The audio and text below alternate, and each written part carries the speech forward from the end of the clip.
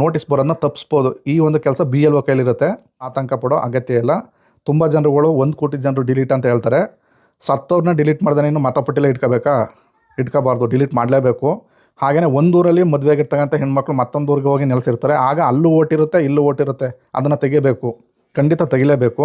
ಮೈಸೂರಲ್ಲಿ ಲಿಸ್ಟ್ ಇರುತ್ತೆ, ಬೆಂಗಳೂರಲ್ಲಿ ಲಿಸ್ಟ್ ಇರುತ್ತೆ. ಈಗ ಎಲ್ಲೋ ಅಂತ ಉಳ್ಕೋಬೇಕು, ಅವ್ರಿಗೆ ಒಂದು ಕಡೆ ತೆಗಿಲೇಬೇಕು, ಅದನ್ನು ಮಾಡಲೇಬೇಕು. ಸ್ನೇಹಿತರೆ ನಮಸ್ಕಾರ ಎಲ್ರಿಗೂ. ಇವತ್ತಿನ ಈ ವಿಡಿಯೋದ ಟಾಪಿಕ್ ಬಂದು ಯಾರಿಗೆ ಬರುತ್ತೆ ನೋಟಿಸು. ಈ ಒಂದು ವಿಡಿಯೋದಲ್ಲಿ ಅದ್ರ ಬಗ್ಗೆ ತಿಳಿಸ್ಕೊಡ್ತೀನಿ. ನಮ್ಮ ಊರಿನ ಮತದಾರರ ಪೈಕಿ ಎಷ್ಟು ಜನಕ್ಕೆ ಬರುತ್ತೆ ನೋಟಿಸ್ ಅದನ್ನು ಕೂಡ ತಿಳಿಸ್ಕೊಡ್ತೀನಿ. ಇಲ್ಲಿ ನಿಮಗೆ BLO ಆ್ಯಪ್ ಮುಖಾಂತರ ಸಂಪೂರ್ಣವಾಗಿ ಯಾರಿಗೆಲ್ಲ ನೋಟಿಸ್ ಬರುತ್ತೆ ಅವರ ಲಾಗಿನಲ್ಲಿ ಅದು ತೋರಿಸುತ್ತೆ. ಅದು ಯಾರಿಗೆ ಬರುತ್ತೆ ಅನ್ನೋದ್ರ ಬಗ್ಗೆ ಒಂದು ವೇಳೆ ನೀವು ಎನಮರೇಷನ್ ಫಾರಮ್ ಫಿಲ್ಪ್ ಮಾಡಿ ಕೊಟ್ಟವರೆಲ್ಲ 100% ಕರೆಕ್ಟಾಗಿರಲ್ಲ. ಅಲ್ಲಿ ಕೆಲವ್ರಿಗೆ ಮಾತ್ರ ನೋಟಿಸ್ ಬರುತ್ತೆ. ಅದು ಹೇಗೆ, ಅವ್ರು ಯಾವ ರೀತಿ ಕ್ಯಾಲ್ಕುಲೇಟ್ ಮಾಡ್ತಾರೆ ಸಂಪೂರ್ಣವಾಗಿ ತಿಳಿಸ್ಕೊಡ್ತೀನಿ. ವೀಡಿಯೋನ ಸ್ಕಿಪ್ ಮಾಡ್ದಂಗೆ ನೋಡಿ. ಸ್ನೇಹಿತರೆ ಅದಕ್ಕೂ ಮೊದಲು ಇಲ್ಲಿ ನಿಮ್ಗೆ ಆಲ್ರೆಡಿ ASDDO ಲಿಸ್ಟ್ ಅಂತ ಬಿಡುಗಡೆ ಮಾಡಿದ್ದಾರೆ. ಈ ಒಂದು ಲಿಸ್ಟು ನೀವು ಆಲ್ರೆಡಿ ಚುನಾವಣಾ ವೆಬ್ಸೈಟ್ನಲ್ಲಿ ಸಿಗ್ತದೆ. ಈ ಲಿಸ್ಟಲ್ಲಿ ನಿಮ್ಮ ಊರಿನಲ್ಲಿ ಯಾರ್ಯಾರೆಲ್ಲ ಡೆತ್ ಆಗಿದ್ದಾರೆ, ಯಾರ್ಯಾರೆಲ್ಲ ಶಿಫ್ಟೆಡ್ ಆಗಿದ್ದಾರೆ, ಹಾಗೆಯೇ ಯಾರ್ಯಾರೆಲ್ಲ ಸಂಪರ್ಕಕ್ಕೆ ಸಿಕ್ಕಿಲ್ಲ, ಅನ್ಟ್ರೇಸಬಲ್, ಆಬ್ಸೆಂಟ್ ಆಗಿದ್ದಾರೆ, ಅವರ ಲಿಸ್ಟ್ನ ಪಟ್ಟಿ ಮಾಡಿ ಈಗಾಗಲೇ ಚುನಾವಣಾ ಆಯೋಗ ಬಿಡುಗಡೆ ಮಾಡಿದೆ. ನೀವು ತುಂಬ ಜನ ನೋಡಿರ್ಬೋದು. ಆದರೆ ಈ ಲಿಸ್ಟ್ನಲ್ಲಿರೋರಿಗೆ ನೋಟಿಸ್ ಬರಲ್ಲ. ಯಾಕಂದರೆ ಆಲ್ರೆಡಿ ಅವರು ಅನ್ಟ್ರೇಸಬಲ್ಲು, ಆಲ್ರೆಡಿ ಸಂಪರ್ಕಕ್ಕೆ ಸಿಕ್ಕಿಲ್ಲ, ಆಲ್ರೆಡಿ ಡೆತ್ ಆಗಿದ್ದಾರೆ, ಅವ್ರಿಗೆ ನೋಟಿಸ್ ಕೊಡೋಕ್ಕೆ ಬರಲ್ಲ. ನೋಟಿಸ್ ಕೊಡೋದೇ ಬೇರೆ. ಆ ಲಿಸ್ಟ್ನಲ್ಲಿ ಇಲ್ದವ್ರನ್ನ ಬಿಟ್ಟು ಇನ್ನೂ 1,10,00,000 ಜನ ಏನು ಈ ಒಂದು ಪಟ್ಟಿಲಿದ್ದಾರೆ ಅವ್ರನ್ನ ಹೊರಗಡೆಗೆ ತೆಗೆದು ಇನ್ನು ಉಳಿದಂತೆ 4.25 ಕೋಟಿ, ಈಗ ಕರ್ನಾಟಕದಲ್ಲಿ ಇರ್ತಕ್ಕಂಥದ್ದು 5,50,00,000 ಜನ ವೋಟರ್ ಇದ್ದಾರೆ. ಅದರಲ್ಲಿ 1,10,00,000 ಜನ ಹೋದರೆ ಇನ್ನು 4.25 ಕೋಟಿಯಷ್ಟು ಹತ್ತತ್ರ ಅಷ್ಟು ಮತದಾರರು ಉಳ್ಕೋತಾರೆ. ಆ ಮತದಾರರ ಪೈಕಿಲಿ ಅವ್ರದ್ದು ಕರೆಕ್ಟಾಗಿ ಟ್ಯಾಲಿ ಆಗಿದೆಯಾ? ನೀವು ಕೊಟ್ಟಂಥ 2002ರ ಮಾಹಿತಿ, ನಿಮ್ಮ ತಂದೆ ತಾಯಿ ಅಥವಾ ನಿಮ್ಮ ಅಜ್ಜಿ ತಾತ ಅವರ ಮಾಹಿತಿ ಸರಿಯಾಗಿದ್ದರೆ ನಿಮಗೆ ನೋಟಿಸ್ ಬರಲ್ಲ. ಒಂದು ವೇಳೆ ಅವ್ರಿಗೆ ಆ ಒಂದು ಮಿಸ್ಮ್ಯಾಚ್ ಬಂತು ಅಂದರೆ ಈ ರೀತಿ ಕಾರಣಗಳಿಂದಾಗಿ ನಿಮ್ಮದು ರಿಜೆಕ್ಟ್ ಆಗ್ಬೋದು. ಮೊದಲನೇದು ಬಂದು ನಿಮ್ಮ ಮತ್ತು ಕಳೆದ SIRನಲ್ಲಿ ಅದೇ ಪೋಷಕರೊಂದಿಗೆ ಸಂಪರ್ಕ ಹೊಂದಿದ್ದ ಇನ್ನೊಬ್ಬ ಸಂತತಿಯ ನಡುವಿನ ವಯಸ್ಸಿನ ಅಂತರವು 9 ತಿಂಗಳಿಗಿಂತ ಕಡಿಮೆ ಇದೆ. ಈ ಒಂದು ಕಾರಣದ ಸಾರಾಂಶ ಬಂದು ಈ ಒಂದು SIR ಪ್ರಕ್ರಿಯೆಯಲ್ಲಿ ನಿಮ್ಮ ತಂದೆ ತಾಯಿಯವ್ರನ್ನ ಡೀಟೇಲ್ಸ ಆಲ್ರೆಡಿ ನಿಮ್ಮ ಅಣ್ಣ ತಮ್ಮಂದಿರೋ ಅಥವಾ ನಿಮ್ಮ ಅಕ್ಕ ತಂಗಿಯವರು ಅವರ ಎನ್ಯುಮರೇಷನ್ ಫಾರಮ್ನಲ್ಲಿ ಭರ್ತಿ ಮಾಡಿ ಕೊಟ್ಟಿರ್ತಾರೆ. ಅಲ್ಲಿ ಅವರಿಗಿಂತ ನಿಮಗೆ 9 ತಿಂಗಳು ಏನಾದರೂ ಏಜ್ ಡಿಫ್ರೆನ್ಸ್ ಇತ್ತು ಅಂದರೆ ನಿಮಗೆ ನೋಟಿಸ್ ಬರೋ ಸಾಧ್ಯತೆ ಇರುತ್ತೆ. ಈ ಒಂದು ಕಾರಣದಿಂದಲೂ ಕೂಡ ನೋಟಿಸ್ ಬರ್ಬೋದು.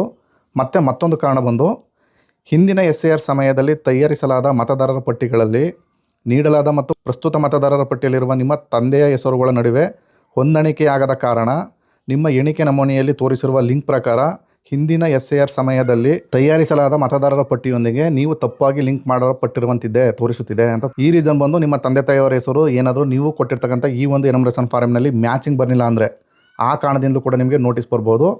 ಮತ್ತೆ ಒಂದು ಕಾರಣ ಬಂದು ಹಿಂದಿನ SIR ಸಮಯದಲ್ಲಿ ಸಿದ್ಧಪಡಿಸಲಾದ ಮತದಾರರ ಪಟ್ಟಿಯೊಂದಿಗೆ ನಿಮ್ಮನ್ನು ಲಿಂಕ್ ಮಾಡಲು ಬಯಸಲಾಗುವ ನಿಮ್ಮ ಮತ್ತು ಅಜ್ಜಿಯ ನಡುವಿನ ವಯಸ್ಸಿನ ಅಂತರವು 40 ವರ್ಷಗಳಿಗಿಂತ ಕಡಿಮೆ ಇದ್ದರೆ ಅದು ತಪ್ಪು ಹೊಂದಾಣಿಕೆಯಾಗಿರಬಹುದು.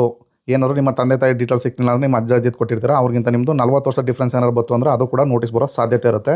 ಹಾಗೆಯೇ ಮತ್ತೊಂದು ಕಾರಣ ಬಂದು ಹಿಂದಿನ SIR ಸಮಯದಲ್ಲಿ ಸಿದ್ಧಪಡಿಸಲಾದ ಮತದಾರರ ಪಟ್ಟಿಯೊಂದಿಗೆ ನಿಮ್ಮನ್ನು ಲಿಂಕ್ ಮಾಡಲು ಬಯಸುವ ನಿಮ್ಮ ಮತ್ತು ನಿಮ್ಮ ಪೋಷಕರ ನಡುವಿನ ವಯಸ್ಸಿನ ಅಂತರವು 15 ವರ್ಷಗಳಿಗಿಂತ ಕಡಿಮೆ ಇದೆ ಎಂದು ತಪ್ಪಾಗಿ ಹೊಂದಾಣಿಕೆಯಾಗಿ ಎಂದು ತೋರಿಸುತ್ತದೆ. ಒಂದು ವೇಳೆ ನಿಮ್ಮ ತಂದೆ ತಾಯಿಗೂ ನಿಮಗೂ ಏಜ್ ಡಿಫ್ರೆನ್ಸು 15 ವರ್ಷ ಬಂತು ಅಂದರೆ ತಗೊಳ್ಳಲ್ಲ, 20 ವರ್ಷದ ಮೇಲಿರಬೇಕು.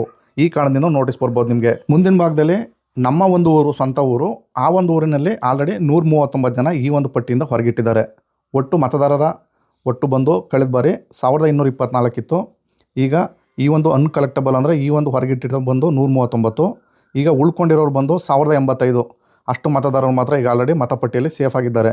ಈ 1085 ಏನಿದ್ದಾರೆ ಇವ್ರ ಪೈಕಿ ಕೊಟ್ಟಿರ್ತಕ್ಕಂಥ ಡಾಟಾ ಎಲ್ಲ ಕರೆಕ್ಟ್ ಇದೆಯಾ? ಅದಕ್ಕೆ ಕೆಲವ್ರು ಮಾತ್ರ ಡಾಟಾ ಫೆಚ್ ಆಗಿರಲ್ಲ, ಅಲ್ಲಿ ಅವ್ರಿಗೆ ಮಾತ್ರ ನೋಟಿಸ್ ಬರುತ್ತೆ. ಈ ಒಂದು ವಿಡಿಯೋದ ಮುಂದಿನ ಭಾಗದಲ್ಲಿ ನಮ್ಮ ಒಂದು ಗ್ರಾಮದಲ್ಲಿ ಯಾರಿಗೆಲ್ಲ ನೋಟಿಸ್ ಬರುತ್ತೆ ಅವ್ರ ಲೀಸ್ಟು BLO ಆ್ಯಪ್ನಲ್ಲಿ ಯಾವ ರೀತಿ ತೋರಿಸುತ್ತೆ, ಯಾವ ಕಾರಣಗಳು ಅಲ್ಲಿ ಫೆಚ್ ಆಗಿರುತ್ತೆ ಅದನ್ನು ನಿಮಗೆ ಇನ್ ಡೀಟೇಲಾಗಿ ತಿಳಿಸ್ಕೊಡ್ತೀನಿ. ವೀಡಿಯೋನ ಸ್ಕಿಪ್ ಮಾಡಿದಾಗ ನೋಡಿ. ಫಸ್ಟ್ ಟೈಮ್ ಏನಾದರೂ ನಮ್ಮ ಚಾನಲ್ ನೋಡ್ತಿದ್ದೀರಿ ಅಂದರೆ ದಯವಿಟ್ಟು ಸಬ್ಸ್ಕ್ರೈಬ್ ಮಾಡ್ಕೊಳ್ಳಿ. ಸ್ನೇಹಿತರೆ ಈ ಒಂದು BLO ಆ್ಯಪ್ನ ಲಾಗಿನ್ ಮಾಡ್ಕೊಂಡಿದ ನಂತರ ಈ ರೀತಿ ಆಪ್ಷನ್ಗಳು ಬರುತ್ತೆ. ಇಲ್ಲಿ ವ್ಯೂ ಲಾಜಿಕಲ್ ಡಿಸ್ಪರೆನ್ಸಿ ಅಂತ ಒಂದು ಆಪ್ಷನ್ ಇದೆ ನೋಡಿ, ಅದನ್ನು ಕ್ಲಿಕ್ ಮಾಡ್ಕೊಂಡ್ರೆ ಯಾರ್ದೆಲ್ಲ ಮತದಾರರು ಟ್ಯಾಲಿ ಆಗಿಲ್ಲ ಅವರ ಲೀಸ್ಟು ಇಲ್ಲಿ ಶೋ ಆಗ್ತದೆ. ಇಲ್ಲಿ ಸಪೋಸ್ ಇಲ್ಲಿ ನಮ್ಮ ಒಂದು ಗ್ರಾಮದಲ್ಲಿ ಕೇವಲ 15 ಜನದ್ದು ಮಾತ್ರ ಲೀಸ್ಟು ಟ್ಯಾಲಿ ಬಂದಿಲ್ಲ. ನಾನು ಮೊದಲನೇ ಹೇಳಿದ್ನಲ್ಲ, ಆ ರೀತಿ ರೀಸನ್ನಿಂದಾಗಿ ಇವು ಈ ರೀತಿ ಲಾಜಿಕಲ್ ಡಿಸ್ಪರೆನ್ಸಿ ಅನ್ನೋ ಕಾಲ ಮೇಲೆ ಬಂದು ಕೂತಿದೆ. ಈ ಒಂದು ಕಾಲ ಮೇಲೆ ಏನಿದೆ ಇಷ್ಟು ಜನಗಳಿಗೆ ಇಲ್ಲಿ 15 ಜನದ ಲೀಸ್ಟ್ ಇದೆ. 15 ಜನಕ್ಕೆ ನೋಟಿಸ್ ಬರುತ್ತೆ. ಈ 15 ಜನಕ್ಕೂ ಕೂಡ ನೋಟಿಸ್ ಬರಬಾರ್ದು ಅನ್ನೋ ರೀತಿ ಮಾಡ್ಬೋದು. ಈ ಒಂದು ಕೆಲಸ BLO ಕೈಲಿರುತ್ತೆ. BLOಗಳು ಮತ್ತೆ ರೀವೆರಿಫಿಕೇಶನ್ ಮಾಡಲಿಕ್ಕೋಸ್ಕರ ಚುನಾವಣಾ ಆಯೋಗ ಮತ್ತೆ ಕೂಡ ಒಂದು ಅವಕಾಶ ಕೊಟ್ಟಿದೆ. ಇಲ್ಲಿ ನೀವು ನೋಡ್ಬೋದು ಈ ಒಂದು ಮತದಾರನ ಕೆಳಗಡೆ ವೇವ್ ಲಾಜಿಕಲ್ ಡಿಸ್ಪರೆನ್ಸಿ ಅಂತ ಇದೆ ನೋಡಿ, ಅದನ್ನು ಕ್ಲಿಕ್ ಮಾಡಿದ್ರೆ ರೀಸನ್ ತೋರಿಸುತ್ತೆ ಯಾವ ಕಾರಣಕ್ಕೋಸ್ಕರ ಈ ಒಂದು ಮತದಾರನ ಮ್ಯಾಪಿಂಗ್ ಆಗಿಲ್ಲ ಅಂತ. ಇಲ್ಲಿ ವಯಸ್ಸಿನ ಅಂತರ 40 ವರ್ಷ, ಅಜ್ಜಿ ತಾತರ ನಡುವೆ ಇವರು ಡೀಟೇಲ್ಸ್ ಕೊಟ್ಟಿರ್ಬೋದು.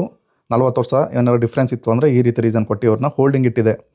ಈಗ ಇವರು ಇದನ್ನು ಯಾವ ರೀತಿ ಮಾಡ್ಬೋದು ಅಂದರೆ, ಈ BLOಗಳು ಮತ್ತೆ ಕೂಡ ರಿವೆರಿಫಿಕೇಷನ್ಗೆ ಹೋದಾಗ ಅಜ್ಜಿ ತಾತನ ತೆಗೆದುಬಿಟ್ಟು ತಂದೆ ತಾಯಿಯವ್ರ ಜೊತೆ ಲಿಂಕ್ ಮಾಡ್ಬೋದು. ಆವಾಗ ಅದು ಲಿಂಕ್ ತಗೋಬೋದು, ಮ್ಯಾಪಿಂಗ್ ಆಗ್ಬೋದು. ಹಾಗೆಯೇ ಆ ರೀತಿ ಚೇಂಜಸ್ ಮಾಡ್ತಾರೆ. ತಂದೆ ತಾಯಿಯವ್ರ ಜೊತೆ ತೊಗೊಳ್ಳಿಲ್ಲ ಅಂದರೆ ಅಜ್ಜಿ ಜೊತೆ ಲಿಂಕ್ ಮಾಡೋದಾಗಿರ್ಬೋದು. ಹೆಸರು ಬದಲಾವಣೆ ಆಗಿದ್ದು ತಾಯಿ ಜೊತೆ ತೊಗೊಳ್ಳಿಲ್ಲ ಅಂದರೆ ತಂದೆ ಜೊತೆ ಕೊಡೋದಾಗಿರ್ಬೋದು.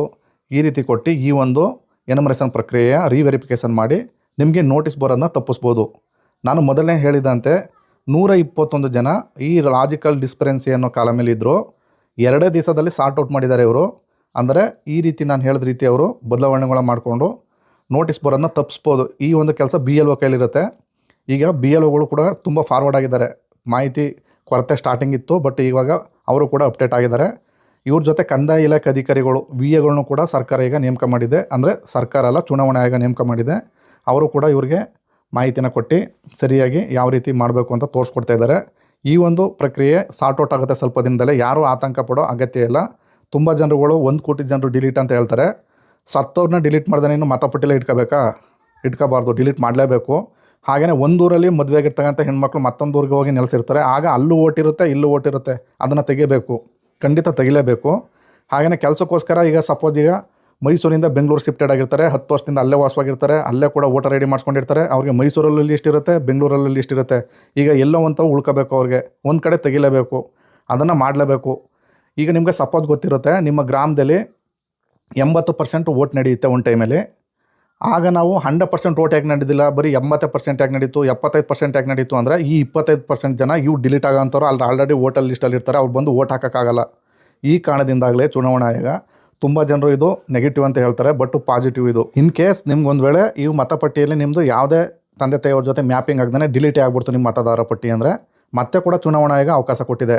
ಮತ್ತೆ ನೀವು ಹೊಸ ಅರ್ಜಿನ ಫಾರಮ್ 6ನ ಅಪ್ಲೈ ಮಾಡ್ಬೋದು, ತಿರ್ಗಿ ಮತಪಟ್ಟಿಗೆ ಸೇರ್ಪಡೆ ಆಗ್ಬೋದು. ಇಲ್ಲೇ ತಿಳ್ಕೊಳ್ಳಿ, ಇದು ಯಾವುದೇ ತರಹದ ಮ್ಯಾಜಿಕಲ್ ಮಾಡೋವಂಥದ್ದಲ್ಲ. ಇದು ಜನರಿಗೂ ಒಳ್ಳೆಯರಿಗೋಸ್ಕರನೇ ಮಾಡಿರೋದು. ಇದನ್ನ ಅರ್ಥ ಆಗ್ತಿಲ್ಲ ಅಷ್ಟೇ. ರಾಜಕೀಯದವರು ತಮ್ಮ ಬೇಳೆ ಬೇಯಿಸ್ಕೊಳ್ಳೋಕ್ಕೋಸ್ಕರ ಜನನ ಕನ್ಫ್ಯೂಸ್ ಮಾಡ್ತಾ ಇದ್ದಾರೆ. ಬಟ್ ಇಲ್ಲಿ ನಿಜವಾಗೂ ಕೂಡ ಚುನಾವಣಾ ಆಯೋಗ ಒಳ್ಳೆ ಕೆಲಸನೇ ಮಾಡಿದೆ ಅಂತಲೇ ಹೇಳ್ಬೋದು ಸ್ನೇಹಿತರೆ. ಇದೇ ರೀತಿಯ ಕಂಟೆಂಟ್ಗಳಿಗಾಗಿ ದಯವಿಟ್ಟು ನಮ್ಮ ಚಾನಲ್ನ ಸಬ್ಸ್ಕ್ರೈಬ್ ಮಾಡ್ಕೊಳ್ಳಿ. ಇದೇ ರೀತಿಯ ಇನ್ಡೆಪ್ತ್ ಇರ್ತಕ್ಕಂಥ ಡೀಟೇಲ್ಸ್ ಇರ್ತಕ್ಕಂಥ ಮಾಹಿತಿ ನಿಮಗೆ ಜೊತೆ ಹಂಚ್ಕೋತೀನಿ. ಸ್ನೇಹಿತರೆ, ಇದಾಗಿತ್ತು ಇವತ್ತಿನ ಈ ವಿಡಿಯೋದ ಮಾಹಿತಿ. ಈ ಮಾಹಿತಿ ನಿಮ್ಗೆ ಇಷ್ಟವಾಗಿದ್ದರೆ ದಯವಿಟ್ಟು ನಮ್ಮ ಚಾನಲ್ನ ಸಬ್ಸ್ಕ್ರೈಬ್ ಮಾಡ್ಕೊಳ್ಳಿ. AJ Tech Kannada YouTube channel ಅಂತ. ಇಲ್ಲಿ ತನಕ ವಿಡಿಯೋ ನೋಡಿದ್ದಕ್ಕೆ ಎಲ್ಲರಿಗೂ ಧನ್ಯವಾದಗಳು. ನಮಸ್ಕಾರ.